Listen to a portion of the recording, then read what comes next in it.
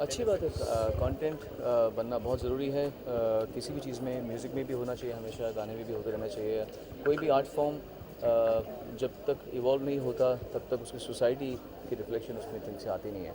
तो शायद सोसाइटी भी इवॉल्व हो रही होगी, इसीलिए आर्ट फॉर्म इवॉल्व हो रहा है। ओके, टॉकिंग अबाउट थंडरबर्ड्स, जी। जिनका म्यूजिक इतना सराहा गया, बहुत पसंद किया गया, तो आपको एज एन आर्टिस्ट कैसा लगता है? मैंने इसमें एक गाना गाया है जो लोगों को बड़ा पसंद आ रहा है। मैं वैसे भी कम ही गाता हूँ गाने, तो जब गाता हूँ और वो गाना चल जाता है तो अच्छा लगता है बड़ा। लोगों ने इसे पसंद किया है। It's very nicely compose song. Krishna ने बड़ा अच्छा कंपोज किया है, राजशेखर ने बड़ा अच्छा लिखा है इस गाने को। इसे मैंने गाया था कुछ 15-16 बार सुनने के बाद में। इतना डिटेल गाना है। दो लाइन वो गाना है ओ साथी मेरे हाथों में तेरे हाथों की अब गिरा दे ऐसे कि टूटे ये कभी ना। काफ़ी लंबा गाना है। सोनू जी, आपकी आवाज़ बहुत मिस होती है, क्या वजह है कि आप इतने कम गाने गा रहे हैं? जब भी एक्चुअली आप आते हैं सीरियसली बहुत अच्छा लगता है, लेकिन इतने कम क्यों गाने गा रहे हैं? I am sorry actually. हाँ एक्चुअली क्या है कि मैंने बीच में और एक बहुत ज़रूरी काम उठाया था जिसको हमने सफल किया काफ़ी हद तक।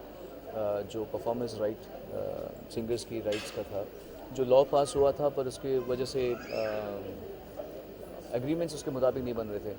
तो फिर किसी ना किसी को तो बीड़ा उठाना था, कोई तो उठाएगा। मैं नहीं उठाता, कोई नहीं उठाता, इसलिए मुझे इसकी सरपरस्ती करनी पड़ी और I had to bear the brunt of it.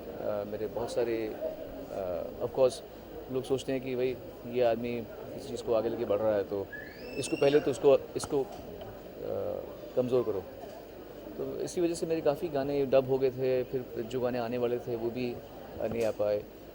But eventually बहुत दिन तक नेगेटिविटी रहती नहीं है तो सब एक ही दोस्त, बहुत पुराने दोस्त थे सब हमारे। तो समझौता हो गया। अब आजकल लीगल एक जो जिसे कहते हैं एक आपसी सहमति से एग्रीमेंट बनाया गया है जो अब लिखा जा रहा है, जो अब साइन किया जा रहा है, जिसकी वजह से अब मैं वापस गाने गा पा रहा हूँ। सोनू जी, मैं आपसे राय लेना चाहूँगा रैप के बारे में। जो आजकल हनी सिंह गायक हैं, फिर ये बहुत से रैपर आ रहे हैं, तो आपका क्या टेक है एज अ सिंगर? आप जॉनर के बारे में इस तरह को देख इस चीज़ को देख जो लोगों को पसंद आता है उसमें हमको कभी भी उंगली नहीं उठाना चाहिए। हम लोग इनसिक्योर्ड होंगे अगर हम बुराई करेंगे, हनी की है इसकी बुराई करेंगे। आई थिंक अगर लोगों को पसंद आ रहा है तो अच्छा होगा और वो उसने अपना अच्छा काम किया है। आई थिंक लोगों को उसको ज़्यादा होल हार्टेडली एक्सेप्ट करना चाहिए बजाय कि बुराइयाँ करने की। हर इंसान को भगवान ने अलग अलग दी खूबी दे रखी होती है, उनको वो खूबी दी है, वो उसको पूरा फ़ायदा उठा रहे हैं उसका, और अच्छी बात है। ओके, अपार्ट फ्रॉम दिस, ये आपके फ्यूचर प्रोजेक्ट्स के हाँ अभी भी नहीं बता पाऊँगा मैं, क्योंकि इंटरनेशनल आर्टिस्ट से कोलैबोरेशन की बात नहीं। मैंने कुछ काम किया हुआ है अभी। बस आजकल के ज़माने में यही बात है कि आप काम करें तो निकालें कैसे, बिकॉज म्यूज़िक कंपनीज जो हैं वो भी खुद इतनी सक्षम नहीं है। तो मैंने यूनिवर्सल के साथ में कुछ काम कर रखा है, वो खुद भी सोच रहे हैं कि इसको कैसे how to present it correctly. तो सही वक्त पे हो जाएगा, उम्मीद है। मुझे आप अपनी फील्ड में एकदम सक्सेसफुल रह चुके हैं, आपको क्या लगता है सफलता के लिए सफलता का गुरु मंत्र क्या है, या सफलता के लिए डेफिनेशन क्या है? सफलता की डेफिनेशन गलत समझी जाती है। सफलता की डेफिनेशन ये नहीं है कि आपके पास कितना पैसा है, कितने गाने हैं, आपके आसपास कितने लोग आते हैं। सफलता एक्चुअली ये है कि आप में कितना स्वाभिमान है और आप अकेले जी सकते हैं कि नहीं जी सकते। आपको किसी और की तरक्की देख के तकलीफ़ तो नहीं होती। वो सब सफलता है जो बहुत लेट समझ में आती है लोगों को।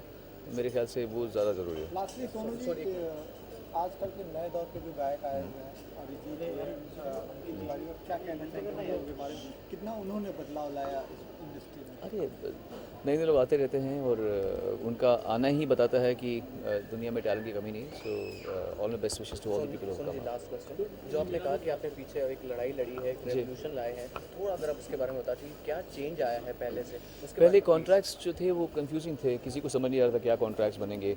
तो भलते भलते कॉन्ट्रैक्ट्स हो रहे थे। सब म्यूज़िक कंपनीज और कंपोजर्स और लिरिक्स राइटर्स और सिंगर्स में आपस में समन्वय नहीं था।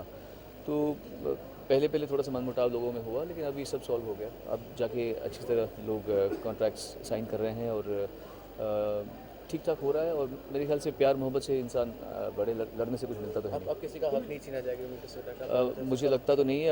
अगर हम इसी तरह अड़े रहे लड़े जस्ट डटे रहे तो मेरे ख्याल से ऐसा होगा नहीं, और हम डटे हुए हैं इस तरह।